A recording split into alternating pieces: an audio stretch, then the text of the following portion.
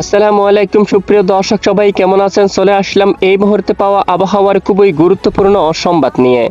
আজ 13ই মে বুধবার 2026 আবহাওয়ায় আসতে চলছে বিরাট বড় পরিবর্তন।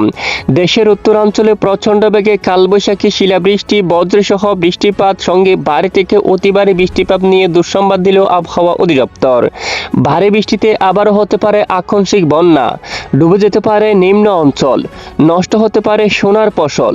এদিকে দক্ষিণ বঙ্গোপসাগর বুকে তৈরি হলো একটি বৃহৎ লঘুচাপ। আবহাওয়া অধিদপ্তর থেকে জারি করা হলো বিশেষ সতর্কবার্তা।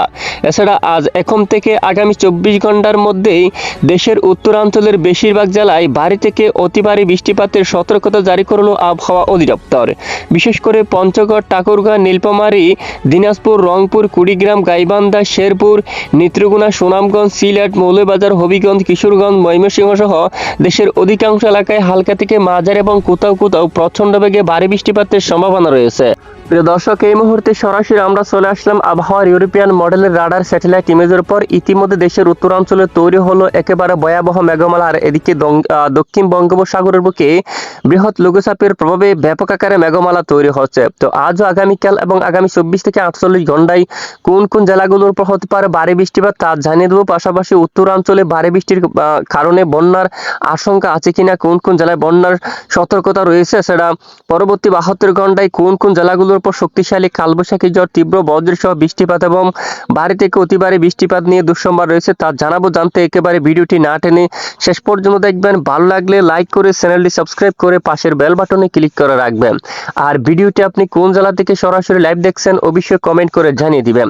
দর্শক বন্ধুরা, ইতিমধ্যে সরাসরি আবহাওয়ার ইউরোপিয়ান মডেলে দেখা যাচ্ছে উত্তরাঞ্চলে অলরেডি মেঘমালা তৈরি হয়ে গেছে। এদিকে দেখুন, বিশেষ করে পূর্ণিয়া অঞ্চল দিয়ে এখানে কিন্তু একটি মেঘমালা তৈরি হয়ে ধীরে ধীরে পূর্ব দিকে অগ্রসর হয়ে রংপুর বিভাগের উপর আজকের মধ্যে হালকা থেকে মাঝারি এবং বজ্রসহ বৃষ্টিপাত হওয়ার সম্ভাবনা থাকবে। এদিকে উত্তরাঞ্চলে বৃষ্টিপাত শুরু হয়ে গেছে। এদিকে বিশনবাপুর, মাদান, ময়মনসিংহ, তারপর এখানে বাঘমারা সহ বেশ কিছু এলাকায় ব্যাপক বজ্রসহ বৃষ্টিপাত হওয়ার সম্ভাবনা।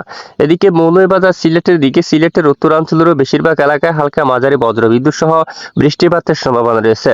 এছাড়া আজ ভোর সকাল থেকে ঢাকা বিভাগের অধিকাংশ এলাকায় আকাশ পরিষ্কার রয়েছে। রাজশাহীর দিকে আকাশ পরিষ্কার, মেহেরপুর, খুলনা, বরিশাল, তারপর এদিকে মাদারীপুর, ফরিদপুর, তারপর এখানে দেখুন মুন্সিগঞ্জ, কুমিল্লা, ব্রাহ্মণবাড়িয়া এবং ত্রিপুরা রাজ্যের একাধিক এলাকায় আকাশ পরিষ্কার।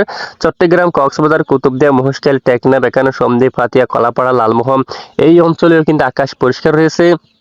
এদিকে কলকাতা, চন্দননগর, তারপর শান্তিপুর, কাতুয়া, বর্ধমান, আরামবাগ, বাঁকুড়া, দুর্গাপুর, পুরুলিয়া, খড়গপুর, কলকাতা সহ হালদিয়া এই সকল জেলাগুলোর আকাশ একদম পরিষ্কার রয়েছে।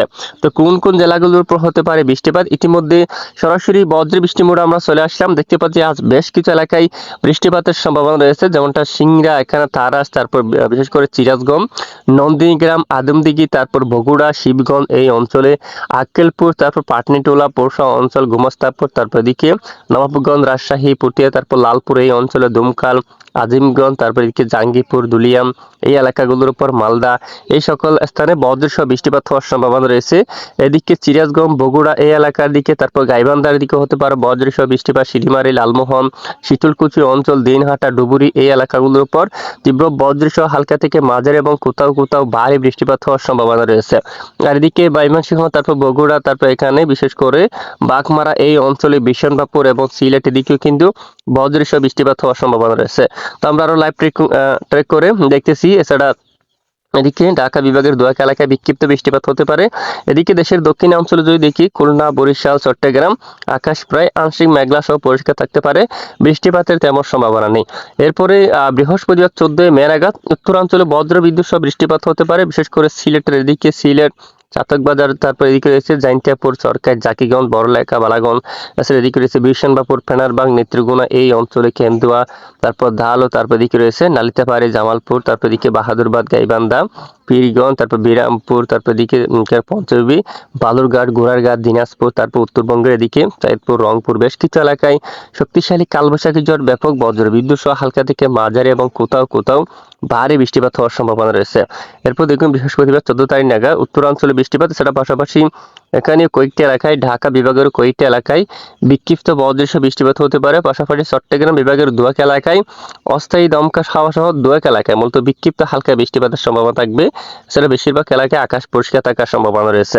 এবং শুক্রবার 15ই মে নাগাদ লাখাই, মৌলভীবাজার, কিশোরগঞ্জ এই অঞ্চলে মাদান, বিশনবাপুর সহ সিলেট বিভাগের বিভিন্ন এলাকায় শুরু হতে পারে বজ্রসহ বিক্ষিপ্ত আকারে বৃষ্টিপাত। এছাড়া জাকিগঞ্জ, খাদ্যম অঞ্চলে, তারপর চরকা রয়েছে বড়লেখা, বালাগঞ্জ, মৌলভীবাজার, কামালগঞ্জ, হবিগঞ্জ অঞ্চলে এদিকেও বজ্রসহ বৃষ্টিপাত হতে পারে। এদিকে নাসিরনগর এখানে বেশ কিছু এলাকায় ব্যাপক বজ্রসহ বৃষ্টিপাতের সম্ভাবনা থাকবে। ইটনা, তারপর কিশোরগঞ্জ, কেন্দুয়া এই অঞ্চলে, পেনার বাকের দিকে উত্তরাঞ্চলের বিশনবাপুর, সাতক বাজার এই এলাকাগুলোর উপর বাঘমারা, দালু, তারপর রাজীবপুর, গাইবান্ধা এই অঞ্চলেও তীব্র বজ্রসহ হালকা থেকে মাঝারি এবং ব্যাপক বজ্রবিদ্যুৎ সহ ভারী বৃষ্টিপাত হওয়ার সম্ভাবনা থাকবে। এরপরে শনিবার 16 তারিখ নাগাদ সিলেট বিভাগের উপর দিয়ে কিন্তু শক্তিশালী কালবৈশাখী ঝড় এবং তীব্র বজ্রসহ বৃষ্টিপাত এবং শিলাবৃষ্টির সম্ভাবনা দেখা যাচ্ছে। আবারও সিলেট, চরকায়, জাকিগঞ্জ এই এলাকার দিকে, বড়লেখা, কুলাউড়া, মৌলভীবাজার, বালাগঞ্জ এই এলাকায় আবার তীব্র শক্তিশালী কালবৈশাখী ঝড় সঙ্গে ভারী থেকে অতি ভারী বৃষ্টিপাতের সতর্কতা রয়েছে।